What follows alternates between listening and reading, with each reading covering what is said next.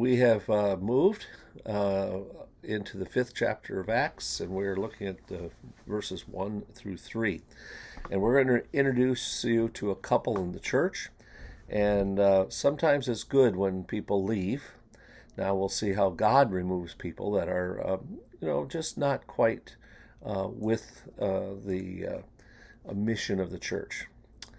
But a man named Ananias, with his wife Sapphira, sold a piece of property. They saw how they got Barnabas had got respect. Everybody loved Barnabas, so why not get those same accolades? And with his wife's knowledge, kept back for himself some of the proceeds, and brought only part of it, and laid it at the apostles' feet. Again, multiple people take care of the money. They sold the possession and gave only a portion to the church, while implying that they had given it all to the church.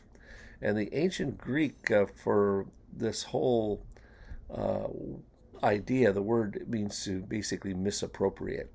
Achan is an Old Testament example. He kept it back. He hid it under his tent, which is buried in the ground. And we call it Timothy or Titus called it in chapter 2, verse 10. They use the word stealing. Clearly, both husband and wife were partners in the deception. They wanted the image that they're generous, and if you're going after an image, forget it.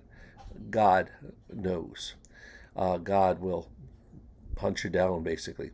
But Peter said, Ananias, why has Satan filled your heart to lie, notice, to the Holy Spirit, and to keep back for yourself of the proceeds of the land?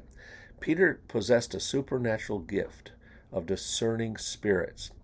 And he said, this guy has lied to the Holy Spirit. The Holy Spirit is a person who lives inside of all of us. It begins by allowing Satan in to fill your heart. So that's how the steps a process. Here the Holy Spirit is inside you, and the flesh invites in Satan. Lying is Satan's filling a person's heart, and then they lie toward God, and then they play act about what they've done. We call that word hypocrisy. So we're going to look at this a little bit further in the next few days.